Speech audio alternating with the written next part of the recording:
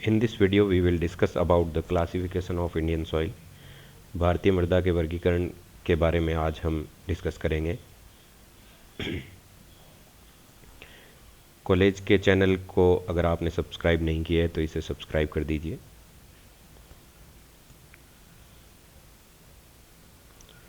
मृदा के वर्गीकरण को पढ़ने से पहले हम देखते हैं कि मृदा शब्द की उत्पत्ति कहाँ से हुई है। यह लैटिन भाषा के शब्द सोलम से बना है, जिसका अर्थ है फर्श या फ्लोर। मृदा पृथ्वी को एक पतले आवरण में ढके रहती है तथा जल और वायु की उपयुक्त मात्रा के साथ मिलकर पौधों को जीवन प्रदान करती है। भारत में सबसे अधिक जो मृदा पाई जाती है, जो भारत के कुल भूभाग का 43.4% है, वो जलोढ़ मृदा द्वारा है। और अन्य मिट्टियाँ जो काली मिट्टी, लाल मिट्टी, लेटराइट मिट्टी, मरुस्थलीय मिट्टी, ये सब मृदाएँ भारत में पाई जाती हैं। मृदा के वर्गीकरण से पहले देखते हैं कि मृदा किन किन तत्वों से मिलकर बनती है। इसमें वाटर का, एयर का, मिनरल्स का और ऑर्गेनिक मैटर का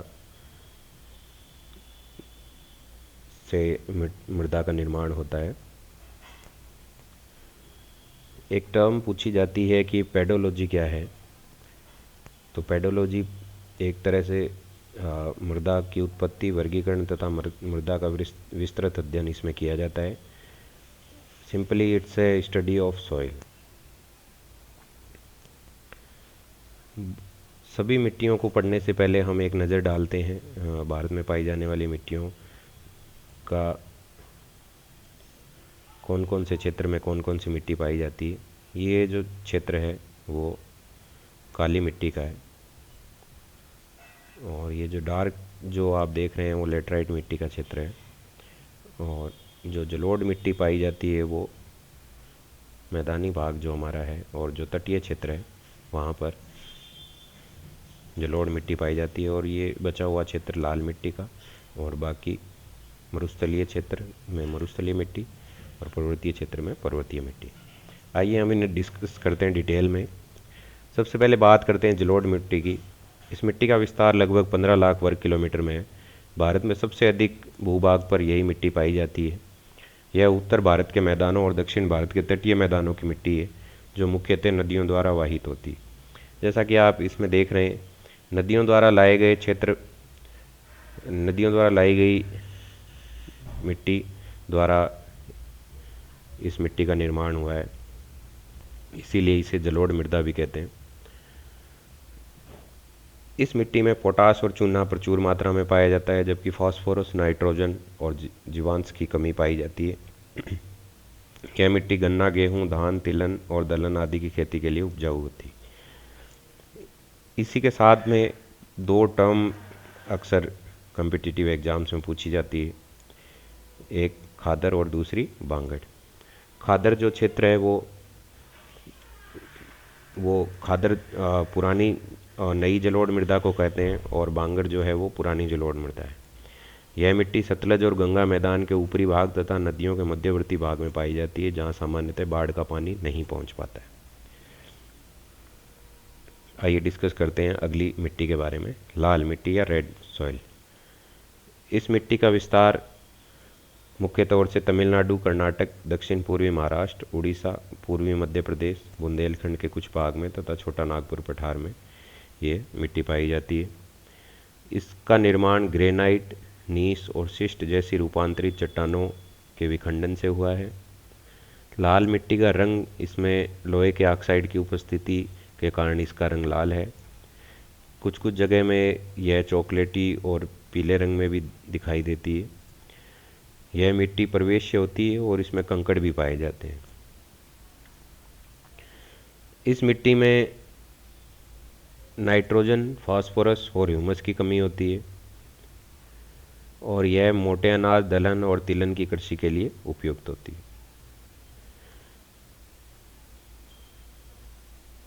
इसमें पैदा होने वाली फसलें देखें तो तंबाकू, बाजरा, तिलहन के लिए, इन फसलों के लिए ये मिट्टी काफ़ी उपयुक्त है। और यह भारत की दूसरी सबसे अधिक विस्तृत क्षेत्र में पाई जाने वाली मिट्टी है। काली मिट्टी। इस मिट्टी का विस्तार मुख्यतः गुजरात, महाराष्ट्र, मध्य प्रदेश और तमिलनाडु के लावा क्षेत्रों में होता है। इसे रेगड़ मिट्टी भी कहते हैं। इस मिट्टी का निर्माण लावा पदार्थों के विखंडन से हुआ है। इस मिट्टी के काले रंग का होने का कारण इसमें कुछ विशिष्ट लवण जैसे लोहा और एल्यूमिनियम के टिटानीफेरस मैग्नेटाइट यौगिक की उपस्थिति के कारण है।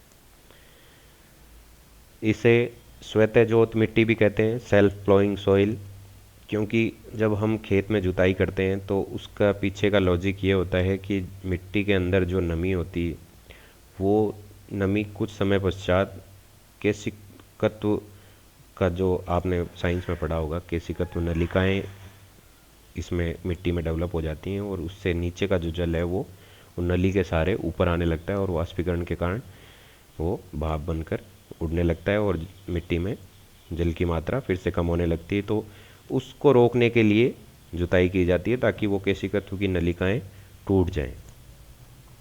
अब इस मिट्टी में जैसे ये गीली होकर सूखती है तो इसमें से अपने आप ही जुताई की तरह दरारें पड़ने लगती हैं और केशिकत्व नलिकाएं स्वतः टूट जाती, इसलिए इसे सेल्फ फ्लोइंग या स्वतः जोत मिट्टी भी कहा जाता है।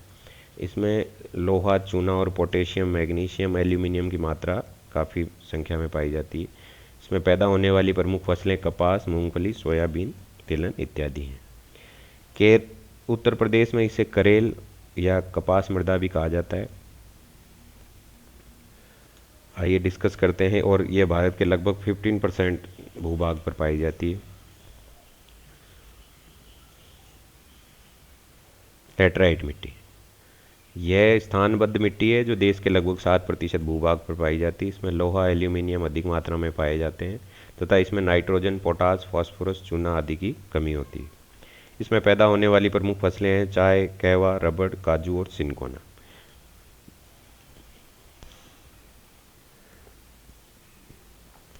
इसका निर्माण मानसूनी जलवायु की विशिष्टता का परिणाम है। जैसा कि मैंने पहले आप मैप में पॉइंट किया था कि जो जो इलाका मानसूनी क्षेत्र का है या मानसूनी जलवायु वाला है वहाँ पर यह मिट्टी पाई जाती है, क्योंकि जहाँ यह सामान्यतः 200 सेंटीमीटर से अधिक वर्षा वाले क्षेत्रों में पाई जाती है और उन क्षेत्रों में बरसात भी ज़्यादा होती है।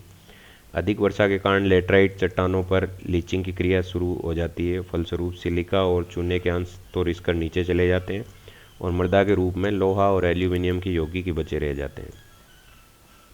शुष्क मौसम में यह मिट्टी सूखकर ईंट की भांति कठोर भी हो जाती है। यह लगभग भारत के 1.26 लाख वर्ग किलोमीटर क्षेत्र में यह मिट्टी पाई जाती है।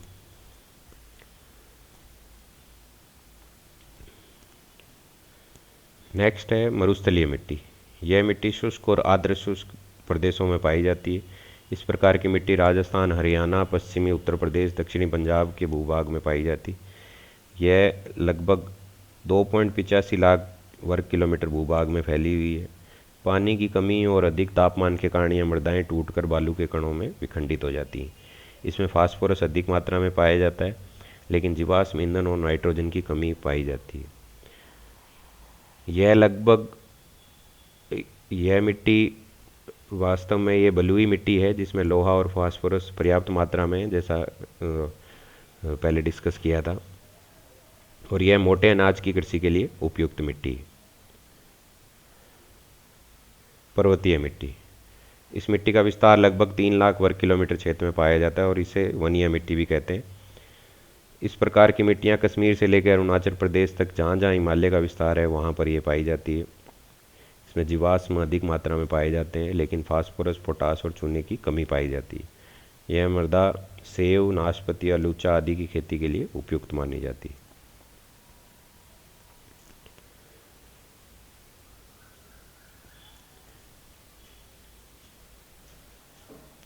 आइए देखते हैं मिट्टियों के वर्गीकरण के बाद में कि मिट्टी से संबंधित समस्याएं क्या क्या हैं। जलमग्नता या सेम की समस्या।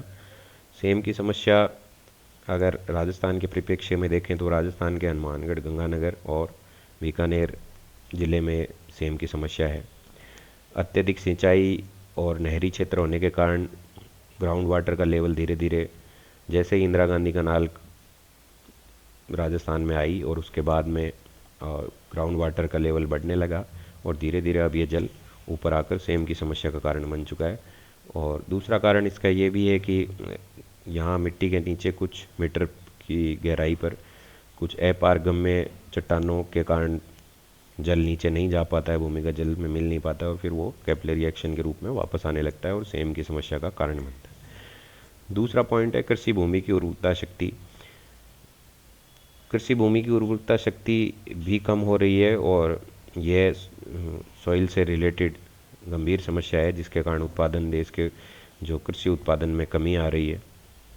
तीसरा है मरुस्थलीय प्रसार। मरुस्थल अत्यधिक वनों की कटाई के कारण और बढ़ते शहरीकरण के कारण जो मरुस्थलीय जो क्षेत्र है उसमें वृद्धि हो रही है। वही डेजर्टिफिकेशन और मरुस्थलीय प्रसार जिसे हम कह रहे हैं वही समस्या है और धीरे धीरे ये जो हरित क्षेत्र है उसको भी अपने चपेट में लेता जा रहा है। मिट्टी की जैविक शक्ति में गिरावट, ये दूसरे पॉइंट की भांति है कि मिट्टी में के जो वाटर रिटेंशन कैपेसिटी है या प्रोडक्शन कैपेसिटी है उसमें भी धीरे धीरे कमी आती जा रही है और ये मृदा से जुड़ी हुई ज्वलंत समस्या है। अपरदन की समस्या को देखें तो जहाँ कहीं राजस्थान में जैसे वायु के द्वारा उपजाऊ मिट्टी का अपरदन हो रहा है, वैसे ही जो नदियों वाले क्षेत्र हैं उनमें नदियों के कटाव के कारण और उनके मार्ग परिवर्तन के कारण और जो वनों की कटाई, अत्यधिक डिफोरेस्टेशन के कारण अपरदन की समस्या, मृदा अपरदन की समस्या गंभीर बनती जा रही है। कुछ कुछ क्षेत्रों में मृदा लवणीय भी बनती जा रही है जिसके कारण फसल उतना उत्पादन नहीं दे पाती जितना सामान्यतः दे पाती। तो मृदा के लवणीय होने के कारण भी उत्पादन में गिरावट आ रही है और ये मृदा से संबंधित समस्याएं थी। तो ये तो था हमारा टाइप्स ऑफ सॉइल, भारत में मृदा का वर्गीकरण। हमने आज भारत की मिट्टियों के बारे में पढ़ा, उनकी विशेषताओं के बारे में और कहाँ कहाँ उनका कहाँ पर विस्तार है इसके बारे में पढ़ा, उनसे संबंधित समस्याएं पढ़ी। धन्यवाद।